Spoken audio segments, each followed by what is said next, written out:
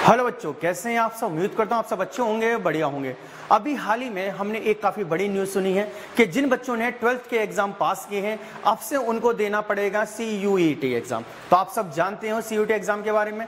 जब से इस एग्जाम की अनाउंसमेंट हुई है मार्केट के अंदर बहुत सारे क्वेश्चन बच्चों के मन में है। उन्हें समझ नहीं आ रहा है कि किस तरीके से एग्जाम की तैयारी करनी है, कि जो उनके 12th के मार्क्स हैं क्या उसकी कोई वैल्यू है। क्या अब जो पहले हमारा पैटर्न था मेरिट बेस पे, उसमें जो बच्चों के ज्यादा मार्क्स होते थे 90 वाले जो होते थे 50, उन दोनों में डिफरेंस होता था। क्या अब CUET जो हमारा एग्जाम होने वाला है इसके अंदर ही वो डिफरेंस बरकरार रहेगा। ऐसे ही बहुत सारे क्वेश्चन बच्चों के माइंड में। आज हम कोशिश करेंगे उन सब के आंसर देने की। मैं हूं आपका एजुकेटर योगेश गौसमर, स्वागत करता हूं आपके अपने चैनल महाऋषि GS में। तो सबसे पहले देखते हैं कि अभी जो एग्जाम को फिल करने की जो लास्ट डेट थी वो हुआ थी 6 मई। आप सभी को पता होगा कि एग्जाम के फॉर्म के लास्ट जो डेट थी फिल करने की वो 6 मई थी। अभी जो नया नोटिफिकेशन आया है उसमें डेट को एक्सटेंड कर दिया गया है। अब जो आपको डेट दी गई है वो है 22 मई। तो जिन भी बच्चों ने अभी तक फॉर्म नहीं भरा था वो सभी बच्चे ध्यान से फॉर्म को भर दें, क्योंकि इसके बाद डेट नहीं बढ़ाई जाएगी। तो ध्यान रखना, अभी जो फॉर्म भरने की प्रेजेंट डेट है वो है 22 मई।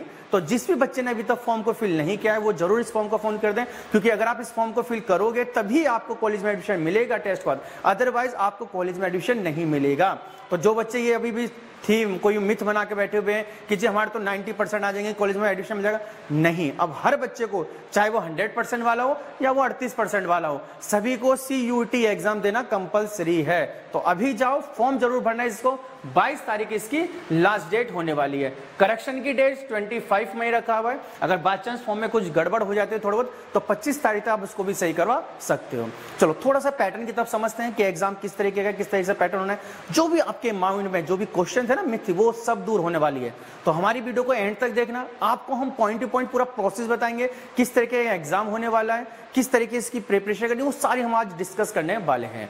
तो सबसे पहले देखते हैं। तो इसकी जो फॉर्म की डेट थी, जब फॉर्म आपने देखा होगा जब इसकी नोटिफिकेशन आया था, तो जो इसकी एप्लीकेशन थी वो 2 अप्रैल से स्टार्ट की थी और 2 अप्रैल से लेके हमारा जो ये डे है 30 अप्रैल इस तक इसकी डेट को चलना था। और आप सभी को पता है कि अब इसकी लास्ट डेट 22 तारीख हो गई है। तो 22 तारीख तक आप कभी भी फॉर्म फिल कर सकते हो।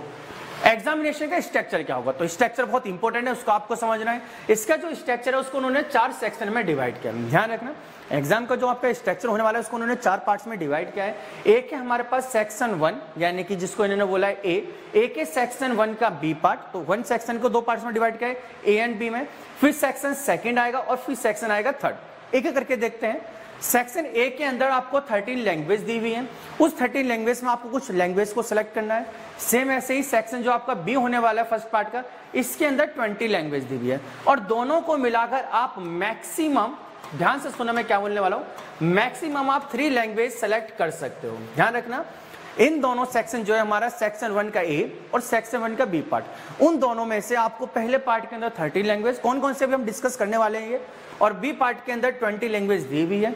इन दोनों में से आपको मैक्सिमम 3 लैंग्वेज और मिनिमम आपको 2 लैंग्वेज सेलेक्ट करनी है। तो ध्यान रखना, मैक्सिमम आप 3 लैंग्वेज सेलेक्ट कर सकते हो और मिनिमम आप 2 लैंग्वेज को सिलेक्ट कर सकते हो। तो ये पहला पार्ट होने वाला है, यानी कि जो हमारा एग्जाम का फर्स्ट पार्ट हो गया, एग्जाम का फर्स्ट सेक्शन, वो हमारा लैंग्वेज बेसिस क्वेश्चन होने वाले हैं। लैंग्वेज बेसिस हमारा एग्जाम होगा।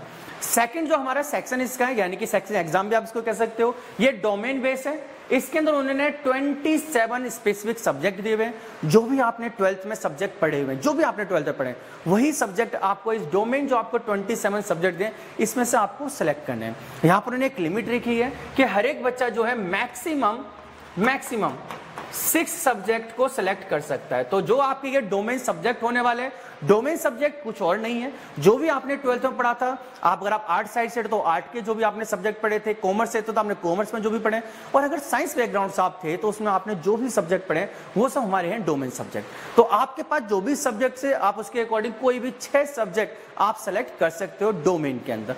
और क्या क्राइटेरिया होने वाला है वो अभी हम आगे डिस्कस करने वाले हैं। कौन कौन से सब्जेक्ट है जो हम सेलेक्ट करने वाले हैं, ये सारी बातों को अभी हम डिस्कस करने वाले हैं। तो अभी सिर्फ आपको ये समझना है कि सेकंड जो आपका एग्जाम होने वाला है डोमेन बेस्ड एग्जाम होने वाला है। और जो आपका थर्ड सेक्शन होगा, ध्यान रखना, थर्ड यानी कि लास्ट सेक्शन जो है ये है जनरल टेस्ट से रिलेटेड। इसमें आपकी थोड़ी सी मैथमेटिक्स आएगी, कुछ थोड़ी बहुत जो हमारे जीके है वो करंट अफेयर, ये थोड़ा सा पोर्शन इसके अंदर होने वाला है। Mathematics, reasoning, GK 8th level का जो भी आपका स्टैंडर्ड होता था ना, उस स्टैंडर्ड के क्वेश्चन वो यहाँ पर पूछने वाले हैं। तो इस तरीके से आपके 3 एग्जाम होंगे। पहला एग्जाम आपका लैंग्वेज बेस्ड होगा, जिसके अंदर सेक्शन 1A एंड 1B को इंक्लूड किया है उन्होंने, लैंग्वेज बेसिस वाला। सेकंड आपका सेकंड सेक्शन जो है वो डोमेन सब्जेक्ट स्पेसिफिक है, जिसमें से आपको 6 डोमेन सब्जेक्ट आपको सेलेक्ट करने हैं। और लास्ट जो हमारा होने वाला है ये जनरल टेस्ट से रिलेटेड होने वाला है। चलो थोड़ा सा स्पेसिफिक, थोड़ा सा ब्रॉड वे में देखते हैं कि किस सेक्शन के अंदर हमको क्या क्या मिलने वाला है। तो पहले आपने पता कर लिया है कि section a language basis subject है, जिसके अंदर आप कितनी लैंग्वेज सेलेक्ट कर सकते हो, मिनिमम 2 लैंग्वेज और मैक्सिमम 3 लैंग्वेज। ये जो पूरा एग्जाम होने वाला है दोनों लैंग्वेज को मिक्स कर सेक्शन ए और सेक्शन बी को कंबाइन करके हम बात कर रहे हैं। इसमें आपको 50 क्वेश्चन दिए जाएंगे, उस 50 में से 40 क्वेश्चन आपको अटेम्प्ट करने, मतलब 10 क्वेश्चन आपकी चॉइस हो गया, आपको मर्जी आप उसको अटेम्प्ट करो या मत करो, मतलब 50 में से 40 क्वेश्चन आपको अटेम्प्ट तो करने ही करने हैं। ये आपका होने वाला है। आपको जो एग्जाम होगा वो सीबीटी यानी कि कंप्यूटर बेस्ड टेस्ट होने वाला है, सीबीटी बेस्ड टेस्ट होगा, कंप्यूटर पर आपको टेस्ट देना है, एमसीक्यू टाइप का ये पूरा टेस्ट होने वाला है। और टाइमिंग जो आपकी होने वाली है वो आपकी होने वाली है 45 मिनट। इंपॉर्टेंट बात आपको ध्यान रखनी है, आप जो भी लैंग्वेज सेलेक्ट करोगे, अगर आप सपोज को मैक्सिमम 3 लैंग्वेज सेलेक्ट करते हो तो आपको ईच लैंग्वेज में 45 मिनट का आपका पेपर होगा। ध्यान रखना, हर लैंग्वेज का सेपरेट आपका एग्जाम होने वाला है और हर एग्जाम 45 मिनट का होगा। तो बहुत गजब एग्जाम होने वाला है, बहुत बड़ा पार्ट होने वाला है, ध्यान रखना। तो जितनी भी आप लैंग्वेज सेलेक्ट करते हो हर एक लैंग्वेज के लिए अलग से एक एग्जाम होगा 45 मिनट का। तो ध्यान रखना, ऐसा नहीं है कि बच्चे सोच रहे होंगे जी सारी लैंग्वेज को मिक्स करके एक ही 45 मिनट पेपर, नहीं। हर लैंग्वेज, अगर आप इंग्लिश सेलेक्ट करते हो इंग्लिश का पेपर अलग होगा 45 मिनट का, हिंदी सेलेक्ट करते हो हिंदी के लिए अलग से होगा, और आप संस्कृत सपोज करो आपने तीसरा लैंग्वेज संस्कृत ले लिया तो संस्कृत के लिए भी अलग से 45 मिनट का आपका टेस्ट होने वाला है। तो तीनों लैंग्वेज के लिए अलग अलग टेस्ट होगा। तो इस बात को आप ध्यान रखना, इस धोखे में मत रहना कि भाई तीनों को कंबाइन करके एक ही टेस्ट बना दे, नहीं, तीनों सेपरेट टेस्ट होने वाले हैं। तो लैंग्वेज कौन कौन से हमारे पास होने वाली है, लैंग्वेज समझते हैं। तो देखिए 13 जो लैंग्वेज आपको स्टार्ट में दी उसमें आपकी तमिल, तेलुगु, कन्नड़, मलयालम, मराठी, गुजराती, उड़िया, बंगाली हमें नहीं आती, पंजाबी नहीं आती। हमारे काम की क्या है, लास्ट की 2 इंग्लिश और हिंदी हम आती हैं। तो आप ये दोनों सेलेक्ट कर सकते हो, बिल्कुल सेलेक्ट कर सकते हो। और जो लैंग्वेज हमारा सेकंड है 20 लैंग्वेज दी है, फ्रेंच, स्पेनिश, जर्मन, उसमें से कोई भी लैंग्वेज हमको नहीं आती। अगर आती है तो आप बिल्कुल ले सकते हो, पर ऐसा नहीं है कि इसमें से भी एक लेनी है इसमें नहीं, मर्जी है आपकी।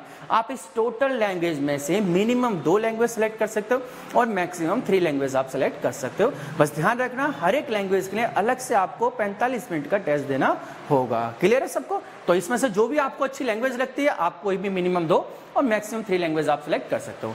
चलो सेक्शन सेकंड देखते हैं। सेक्शन सेकंड जो है हमारा डोमेन बेसिस सब्जेक्ट था।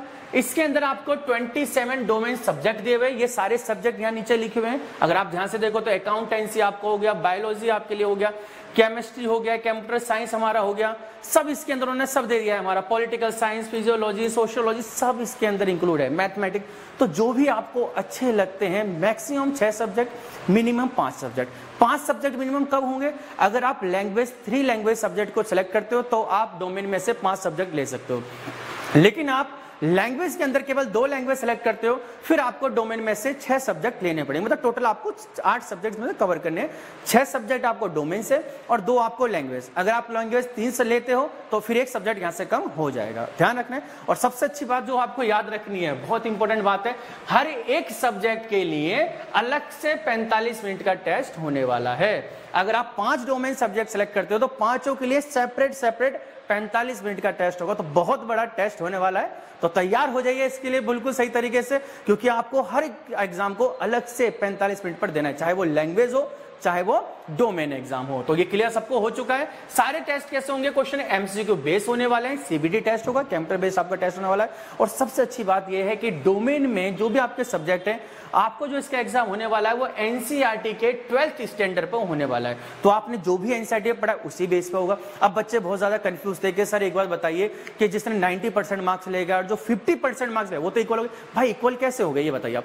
जो 90% पे उसको नॉलेज बहुत अच्छी होगी, और अगर नॉलेज है तो जो एनसीईआरटी बेस पे क्वेश्चन वाले वो अच्छे से अटेम्प्ट कर पाएगा। और जिसने 40 या जो कम परसेंट लेके आया उसकी नॉलेज थोड़ी कम होगी तो उसको दिक्कत होने वाली है। तो अगर आप ज्यादा मार्क्स लेके आए उसमें आपका ही प्रॉफिट है।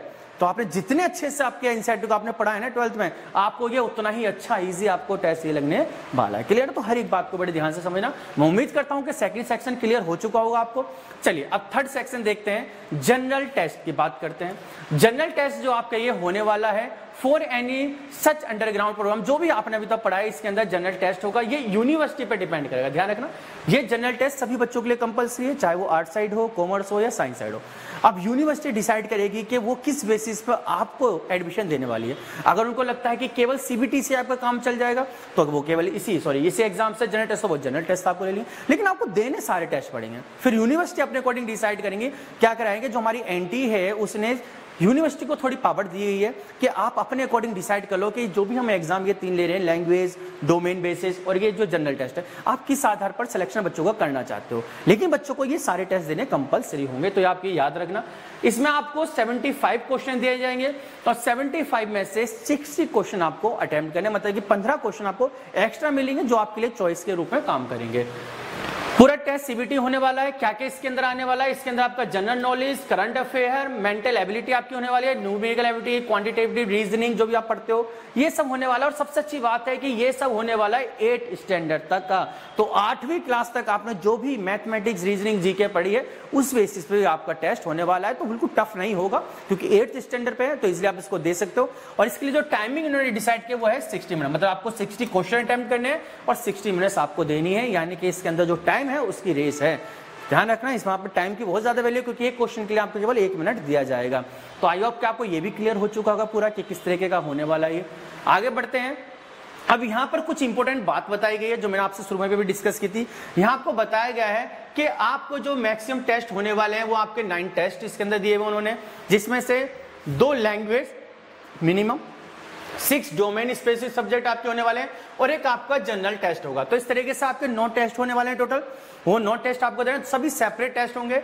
अब आगे बताया कि अगर आप 3 लैंग्वेज को सिलेक्ट करते हो, बाई चांस आपको 2 नहीं, आपको 3 लैंग्वेज अच्छी लग जाए, अगर आप 3 लैंग्वेज सिलेक्ट करते हो तो आपके डोमेन में से एक सब्जेक्ट कम हो जाएगा, केवल आपको 5 डोमेन सब्जेक्ट लेने होंगे और एक आपका जनरल टेस्ट। मतलब इस तरीके से आपके 9 टेस्ट टोटल होने वाले हैं। तो लैंग्वेज में आपको चॉइस है मिनिमम 2, मैक्सिमम 3। अगर आप मैक्सिमम 3 लैंग्वेज लेते हो तो डोमेन में से आपके एक सब्जेक्ट कम हो जाएगा, और अगर आप मिनिमम 2 लैंग्वेज लेते हो तो आपको 6 सब्जेक्ट डोमेन से लेने होंगे। डोमेन आप जब समझेगा क्या है, डोमेन क्या होता है, आपका वह सब्जेक्ट जो आपने 12th क्लास के अंदर पढ़ा है। तो जो भी आपका अच्छा सब्जेक्ट है 12th के अंदर उसको आप सेलेक्ट कर सकते हो। तो आपकी मर्जी है, ऐसा नहीं है कि आप साइंस साइड के और आपको लगता है कि मुझे हिस्ट्री अच्छी आती है तो मैं हिस्ट्री ले सकूँ, बिल्कुल ले सकते हो, आपकी मर्जी है। अगर आपको लगता है साइंस के हो आप और आपको हिस्ट्री अच्छी, आप हिस्ट्री भी ले लो यार, कोई दिक्कत नहीं है। आपको 6 स्पेसिफिक डोमेन सब्जेक्ट चाहिए, आपको कुछ भी सिलेक्ट आप कर सकते हो। क्लियर आपको हो चुका ये वाली? तो ये सारी हमारी जो बातें थी इंपॉर्टेंट, ये हमने एग्जाम से रिलेटेड देखी है। इसके बाद थोड़ा सा पैटर्न बताया गया कि किस तरीके से एग्जाम होने वाला है, ये सब चीजें। तो यहाँ बताया कि आपका एग्जाम सीबीटी यानी कि कंप्यूटर बेस्ड आपका टेस्ट होने वाला है। ये ऑब्जेक्टिव टाइप आपका टेस्ट होगा, मल्टीपल चॉइस क्वेश्चन आपको दिए जाएंगे। इसके अंदर 13 लैंग्वेज दी गई है आपको सेक्शन ए के अंदर और 20 लैंग्वेज सेक्शन बी के अंदर है। दोनों में से आप मिनिमम 2 और मैक्सिमम 3 लैंग्वेज आप सेलेक्ट कर सकते हो, उसके भी इस पर टेस्ट होगा। सेकंड जो टेस्ट होगा आपका एनसीईआरटी मॉडल बेस्ड होगा, जो कि 12th क्लास के स्टैंडर्ड पे होगा। आपको इसमें डोमेन सब्जेक्ट सेलेक्ट करने हैं। और थर्ड जो आपका पेपर होने वाला है आपका जनरल एबिलिटी से टेस्ट होने वाला है। तो बहुत सिंपल टेस्ट, कुछ ऐसा नहीं है। और रजिस्ट्रेशन करने के लिए आप इनकी साइट पर जा सकते हैं, CUT.samarth.ac.in पर जाकर आप अपना रजिस्ट्रेशन करा सकते हो। रजिस्ट्रेशन की डेट जो है वो बढ़ चुकी है, आपकी 22 मई आपकी रजिस्ट्रेशन की लास्ट डेट है। आप वहां पर जाकर उसको फिल कर सकते हो। क्लियर है? Any doubt? आगे बढ़ते हैं।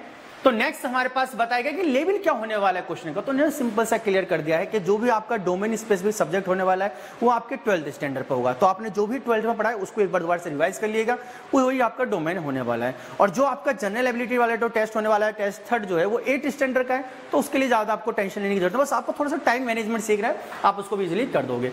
नंबर ऑफ अटेम्प्ट जो है ये डिपेंड करेगा कॉलेज पर। ध्यान रखना है, नंबर ऑफ अटेम्प्ट के लिए कुछ भी स्पेसिफिक बात इसमें नहीं कही है। इस एग्जाम के अंदर सीयूटी में इन्होंने क्या है, यूनिवर्सिटी को ये पावर दी है कि अगर यूनिवर्सिटी को लगता है कि लास्ट ईयर जिन बच्चों ने 12th पास की थी उनको भी मौका दिया जाए, उनको भी हम एडमिशन ले सकते हैं, तो वो उस आधार पर ले सकते हैं। लेकिन एग्जाम कोई भी दे सकता है, ऐसा नहीं है कि भाई जिसने लास्ट ईयर 12th पास की तो एग्जाम नहीं, एग्जाम सारे बच्चे दे सकते हैं। कॉलेज डिसाइड करेगा कि उनको कितने ईयर तक के बच्चे वो सिलेक्ट करेंगे। तो कॉलेज को थोड़ी सी पावर ये दी गई है इसके अंदर, तो बिल्कुल भी परेशान नहीं होना है। तो ये पूरा हमारे एग्जाम का स्ट्रक्चर था। उम्मीद करते हैं आपको पूरा CUT आपको क्लियर हो चुका होगा। अगर आपको कोई भी डाउट है, अगर आपको इसमें कोई भी डाउट है तो डिस्क्रिप्शन में हमने अपनी ब्रांच के हेड ऑफिस का एड्रेस आपको दिया हुआ है, हमने अपना आपको कॉन्टैक्ट नंबर भी मेंशन किया हुआ है। आप हमसे स्पेशली कॉल कर सकते हो, पर्सनली आप कॉल करिए, हम आपको पूरी गाइडेंस देंगे। अगर आपको लगता है कि हमारे आप हेड ऑफिस पा सकते हो तो हमारे हेड ऑफिस पे बिल्कुल आइए, आपको जिस भी हम कई तरीके से मदद कर सकते हैं हमारे टीम के द्वारा आपकी मदद की जाएगी। अभी कुछ दिनों में आपके लिए हम एक कोर्स भी लॉन्च करने वाले हैं, तो यूट्यूब हम उसकी भी अनाउंसमेंट कर देंगे। बहुत ही सस्ते रेट पर आपके लिए हम बहुत क्वालिटेटिव एक अप्रोच के साथ, एक एग्जाम अप्रोच के साथ, अच्छी टीम के साथ हम आपकी CUET की तैयारी कराने वाले हैं। तो कोई भी आपके मन में डाउट आता है आप कमेंट बॉक्स में कर दीजिए। अगर आपको लगता है कि इमीडिएटली आपको उसका आंसर चाहिए तो हमारे कॉन्टैक्ट लेवल पर हमसे कॉन्टैक्ट कर सकते हो। तो उम्मीद करते हैं आपको पूरा प्रोसेस समझ में आ चुका होगा। वीडियो अच्छी लगे तो इसको लाइक करना, अपने दोस्तों तक जरूर शेयर करना, क्योंकि ये मैसेज सबके लिए पहुंचना चाहिए। क्योंकि अभी सब बच्चे कंफ्यूजन में कि क्या होने वाला है, CUET कैसे पेपर होगा, ये सारे डाउट उनके मन में, तो आपका एक छोटी सी हेल्प उनके ये डाउट क्लियर करा सकती है। तो जय हिंद, जय भारत, जय हिंद।